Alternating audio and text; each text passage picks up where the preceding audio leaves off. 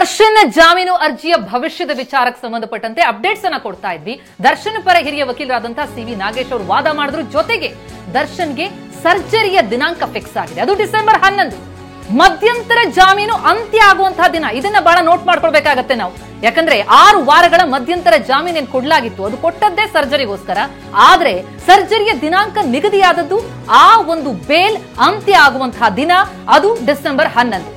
ಆವತ್ತೇ ದರ್ಶನ್ಗೆ surgery fix ಆಗಿದೆ. ಈ ಫಿಕ್ಸ್ ಆಗಿರುವ ದಿನಾಂಕ, ಟೈಮಿಂಗ್ ಏನಿದೆ ಅದು ವೆರಿ ಇಂಟ್ರೆಸ್ಟಿಂಗ್ ಅಂತ ಅನಿಸ್ತಾ ಇರೋದು. ಅದರ ಜೊತೆಗೆ ಇನ್ನಷ್ಟು ವಿಷಯಗಳ ಬಗ್ಗೆ ಇಲ್ಲಿ ದರ್ಶನ್ ಪರ ವಕೀಲರಾದಂತಹ ಸಿ.ವಿ. ನಾಗೇಶ್ ಅವರು ಮಾಹಿತಿಯನ್ನು ಕೊಟ್ಟಿದ್ದಾರೆ. ಒಂದು ದರ್ಶನ್ ಸರ್ಜರಿ ಕುರಿತಂತೆ ಹೈಕೋರ್ಟ್ಗೆ ಮಾಹಿತಿಯನ್ನು ಕೊಟ್ಟರು ದರ್ಶನ್ ಪರ ವಕೀಲರು.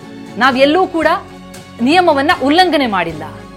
ದರ್ಶನ್ರ ನಡವಳಿಕೆ ಯಾವ್ದು ಕೂಡ ಈ ಯಾವುದೇ ಷರತ್ತುಗಳ ಉಲ್ಲಂಘನೆ ಆಗಿಲ್ಲ. ಮಧ್ಯಂತರ ಜಾಮೀನು ಅಂತ್ಯ ಆಗುವಂತಹ ದಿನ ಸರ್ಜರಿ ನಿಗದಿ ಆಗಿದೆ. ಯಾಕಂದ್ರೆ ಅದಕ್ಕೂ ಮುಂಚೆ ಪೂರಕವಾಗಿ ಏನೇನ್ ಚಿಕಿತ್ಸೆಗಳನ್ನ ಕೊಡಬೇಕಾಗಿತ್ತು ಅದನ್ನ ಕೊಡಲಾಗ್ತಾ ಇತ್ತು. ಹಾಗಾಗಿ ಈಗ ಆ ಪೂರಕ ಚಿಕಿತ್ಸೆಗಳು ಮುಕ್ತಾಯ ಆದ ಬೆನ್ನಲ್ಲೇ ಡಿಸೆಂಬರ್ 11ಕ್ಕೆ ಸರ್ಜರಿ ಅನ್ನೋದು ಫಿಕ್ಸ್ ಆಗಿದೆ ಅನ್ನೋದು ವಾದ. ಈ ವಾದದೊಂದಿಗೆ ಸಿ.ವಿ. ನಾಗೇಶ್ ಅವರು ಪ್ರಮುಖ ಅಂಶಗಳನ್ನ ಇಡ್ತಾ ಇದ್ದಾರೆ. ಜೊತೆಗೆ ಏನೇನು ವೈದ್ಯರು ವರದಿ ಕೊಟ್ಟರು, ಆ ಸರ್ಟಿಫಿಕೇಟ್ಗಳನ್ನ, ಆ ವಿಷಯಗಳನ್ನೆಲ್ಲ ಇಟ್ಟು ಸಾಕ್ಷ್ಯವನ್ನ ಆಧರಿಸಿ ಮಧ್ಯಂತರ ಜಾಮೀನು ಅಂತ್ಯ ಆಗುವಂತಹ ದಿನಕ್ಕೆ ಬಂದಿದೆ ಸರ್ಜರಿ ಅಷ್ಟೇ ಅನ್ನೋದು ದರ್ಶನ್ ಪರ ವಕೀಲರಾದಂತಹ ಸಿ.ವಿ. ನಾಗೇಶ್. ಇದರಲ್ಲಿ ಎಷ್ಟು ಇಂಟ್ರೆಸ್ಟಿಂಗ್ ಆಗಿದೆ ಪ್ರತಿಮಾ. ಈಗ 11ನೇ ತಾರೀಕು ಡೇಟ್ ಫಿಕ್ಸ್ ಮಾಡಿದ್ದಾರೆ. ಇದುವರೆಗೂ ಇವರು ಹೇಳ್ತಾ ಇದ್ದಿದ್ದೇನು, ಹೌದು ನಾವು ಸರ್ಜರಿ ಮಾಡಬೇಕಾಗಿದೆ, ಬಟ್ ಅವರ BP ವೇರಿಯೇಷನ್ ಆಗ್ತಾ ಇದೆ. ಪೂರ್ತಿ ವೀಕಿನ BP ಚಾರ್ಟ್ ನ ಕೂಡ ನಾವು ಕೋರ್ಟಿಗೆ ಕೊಟ್ಟಿದೀವಿ. ದಿನೇ ದಿನೇ ವೇರಿಯೇಷನ್ಸ್ ತೋರಿಸ್ತಾ ಇದೆ. ಹಾಗಾಗಿ ನಾವು ಸರ್ಜರಿ ಡೇಟ್ ಫಿಕ್ಸ್ ಮಾಡೋಕೆ ಆಗ್ತಾ ಇಲ್ಲ ಅಂತೇಳಿ ನಿನ್ನೆ ಕ್ವಶನ್ ಕೇಳಿದ ತಕ್ಷಣ ಇಮಿಡಿಯೇಟ್ ಆಗಿ ಇವಾಗ ಡೇಟ್ ಫಿಕ್ಸ್ ಆಗಿದೆ ಅಂದ್ರೆ BP ಹಾಗಾದ್ರೆ ಸರಿ ಹೋಗ್ಬಿಟ್ಟಿದ್ಯಾ?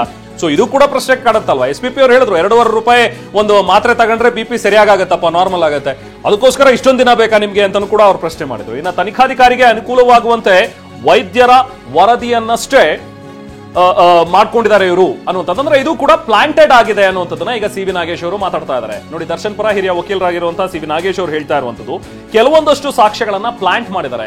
ನೋಡಿ, 13 ರಕ್ತದ ಗುರುತುಗಳಿವೆ, ರಕ್ತದ ಕಲೆಗಳಿವೆ, ಗಾಯಗಳಾಗಿವೆ ಅನ್ನುವಂಥದ್ದನ್ನ ಹೇಳ್ತಾರೆ. ಆದ್ರೆ ಅದೆಲ್ಲವೂ ಕೂಡ ಸುಮ್ಮನೆ ಹೇಳ್ತಾ ಇರೋದು. ಅದು ತನಿಖಾಧಿಕಾರಿಗೆ ಅನುಕೂಲವಾಗುವಂತೆ ವೈದ್ಯರ ವರದಿಯನ್ನ ತಗೊಂಡಿದ್ದಾರೆ, ಇವರು ಮಾಡಿಸ್ಕೊಂಡಿರೋದಷ್ಟೇ, ಅಂಥದ್ದೇನು ಆಗಿಲ್ಲ ಇಲ್ಲಿ ಅನ್ನೋದನ್ನ ಹೇಳ್ತಾರೆ. ಬರೀ 2.5 ಇಂಟು 1 ಸೆಂಟಿಮೀಟರ್ ಆಗದ ಒಂದು ಗಾಯ ಆಗಿದೆ. ಅದರಲ್ಲಿ ಏನು ಹೆಚ್ಚು ರಕ್ತ ಚಿಮ್ಮಿಲ್ಲ.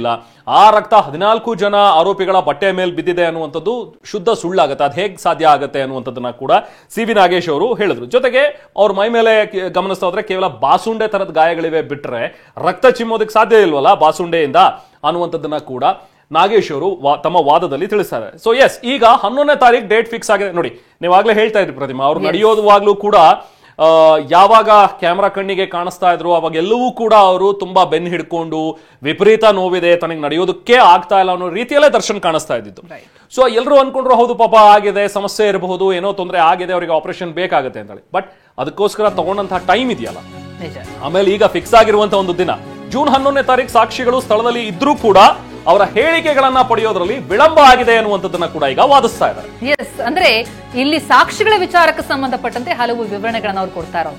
ಕಿರಣ್ ಹೇಳಿಕೆ ದಾಖಲಿಸೋದಕ್ಕೆ ವಿಳಂಬ ಏನಾಯ್ತು, ಅದಕ್ಕೆ ಏನ್ ಕಾರಣ ಅನ್ನೋದನ್ನ ಕೊಟ್ಟಿಲ್ಲ. ಜೂನ್ 8, 2024 ಈ ಕೃತ್ಯ ನಡೆದಿರುವಂತದ್ದು. ಅಂದ್ರೆ ಏನಾಯ್ತು, ಆ ಆರ್ಡರ್ ತಗೊಂಡ್ ಬರ್ತಿದ್ದಾರೆ. ಜೂನ್ 9ರಂದು ಸಾಕ್ಷಿ ಬೆಂಗಳೂರಿನಲ್ಲೇ ಇದ್ದ.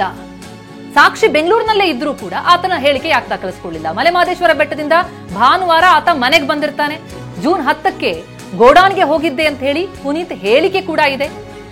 ಜೂನ್ 10ನೇ ತಾರೀಕಿನಂದು ವಿನಯ್ನನ್ನ ಕರೆಸ್ಕೊಂಡು ಹೇಳಿಕೆಯನ್ನ ದಾಖಲಿಸಿಕೊಳ್ಬೇಕಿತ್ತು. ಮೊಬೈಲ್ ನಲ್ಲಿದ್ದಂತಹ ಫೋಟೋವನ್ನ ಡಿಲೀಟ್ ಮಾಡಿಸ್ದ ಅನ್ನುವಂತಹ ಒಂದು ಹೇಳಿಕೆ ಇದೆ. ಬೆಂಗಳೂರಿನಲ್ಲಿ ಆತ ಇದ್ದ, ಆದ್ರೆ ಆತನ ಹೇಳಿಕೆಯನ್ನ ಯಾಕೆ ದಾಖಲಿಸಿಲ್ಲ? ಅಂದ್ರೆ ಇಲ್ಲಿ ಸಾಕ್ಷಿಗಳ ಹೇಳಿಕೆಯನ್ನ ದಾಖಲಿಸಿಕೊಳ್ಳುವಲ್ಲಿ ವಿಳಂಬ ಆದದ್ದು ಯಾಕೆ ಎನ್ನುವಂತಹ ಪ್ರಶ್ನೆಯನ್ನ ಎತ್ತಾ ಇದ್ದಾರೆ ದರ್ಶನ್ ಪರ ವಕೀಲರು. ಬೆಂಗಳೂರಿನಲ್ಲೇ ಸಾಕ್ಷಿ ಇದ್ರೂ ಕೂಡ ಆತನ ಹೇಳಿಕೆಯನ್ನ ಅವತ್ತು ಯಾಕೆ ದಾಖಲಿಸಿಕೊಳ್ಳಿಲ್ಲ? ಒಂದ್ ಕಡೆ ಸರ್ಜರಿ ವಿಚಾರ, ಸರ್ಜರಿ ಫಿಕ್ಸ್ ಆಗಿದೆ, ಎಲ್ಲೂ ಕೂಡ ಷರತ್ತುಗಳ ಉಲ್ಲಂಘನೆಯಾಗಿಲ್ಲ, ಸರ್ಜರಿ ಆಗತ್ತೆ, ನಿಯಮಬದ್ಧವಾಗಿ ಎಲ್ಲ ನಡ್ಕೊಳ್ಳಲಾಗಿದೆ ಅನ್ನೋದು ಸಿ.ವಿ. ನಾಗೇಶ್ ಅವರ ವಾದ. ಅದರ ಜೊತೆಗೆ ಇಲ್ಲಿ ಪ್ರಮುಖ ಕೆಲವು ಅಂಶಗಳನ್ನ ಅವ್ರು ಹೇಳ್ತಾ ಇರುವಂತದ್ದು, ಏನೇನು ಅಲ್ಲಿ ಪೊಲೀಸರ ಕಡೆಯಿಂದ ಆಗಿದೆ, ಲೋಪದೋಷಗಳಿವೆ ಅಂತ ಹೇಳ್ತಿದ್ದಾರೆ. ಆ ಲೋಪದೋಷಗಳು ಏನೇನು ಅಂತ ಅನ್ನೋದು ಹೇಳ್ತಾ ಇರೋದು, ಪ್ರಮುಖ ಸಾಕ್ಷಿಗಳ ಹೇಳಿಕೆಯನ್ನ ದಾಖಲಿಸುವಲ್ಲಿ ವಿಳಂಬ ಯಾಕಾಯ್ತು ಅಂತ. ಇಲ್ಲಿ ಸರ್ಜರಿಗೆ ವಿಳಂಬ ಆಗಿದೆ, ಅದ್ರ ಬಗ್ಗೆ ಅವರು ವಾದ ಮಾಡ್ತಿದ್ದಾರೆ. SPP ಅದನ್ನ ಪ್ರಶ್ನಿಸಿದ್ದಕ್ಕೆ ಅವರ ವಿವರಣೆಯನ್ನ ಕೊಟ್ಟರು. ಆದ್ರೆ ಈ ಸಾಕ್ಷಿಗಳ ಹೇಳಿಕೆಯನ್ನು ದಾಖಲಿಸಿಕೊಳ್ಳಲು ಯಾಕೆ ವಿಳಂಬ ಆಯಿತು, ಅದರ ಕ್ರೊನಾಲಜಿಯನ್ನ ಹೇಳೋದ್ರ ಮೂಲಕ ಇಲ್ಲಿ ಸಮಸ್ಯೆ ಆಗಿದೆ, ಅಂದ್ರೆ ಪ್ಲಾಂಟ್ ಮಾಡಲಾಗಿದೆ ಅನ್ನೋ ಅರ್ಥದಲ್ಲಿ ವಾದವನ್ನ ಮಾಡ್ತಾ ಇದ್ದಾರೆ. ನಿಜ.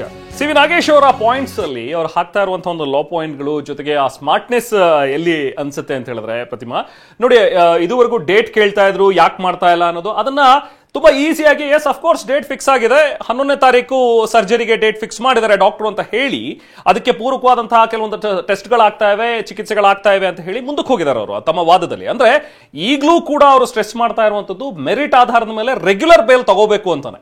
ಇವತ್ತು ಅವರ ವಾದದಲ್ಲಿ ಅಲ್ಲಿಗೆ ನಿಲ್ಲಿಸಲಿಲ್ಲ, ಡೇಟ್ ಫಿಕ್ಸ್ ಆಗಿದೆ, ಸೊ ನಮಗೆ ಇಂಟ್ರಿಮ್ ಬೇಲ್ ನ ಎಕ್ಸ್ಟೆನ್ಷನ್ ಕೊಡಿ ಅಂತ ಅಲ್ಲೇ ಅರ್ಜಿಯನ್ನ ಮೂವ್ ಮಾಡಿ ಅದನ್ನ ಇನ್ನು ಕೇಳ್ತಾ ಇಲ್ಲ. ಅಂದ್ರೆ ಬಹುಶಃ ಸಿ ವಿ ನಾಗೇಶ್ ಅವರ ಮೈಂಡ್ ಅಲ್ಲಿ ಏನ್ ಓಡ್ತಾ ಇದೆ ವಿ ಡೋಂಟ್ ನೋ. ಸೊ ಮೊದಲು ಈ ಇಂಟ್ರಿಮ್ ಬೇಲ್ ಈ ರೆಗ್ಯುಲರ್ ಬೇಲ್ ನ ಅರ್ಜಿ ಏನಿದೆಯಲ್ಲ ಅದು ಇತ್ಯರ್ಥ ಆಗ್ಲಿ ಹೈಕೋರ್ಟ್ ನಲ್ಲಿ.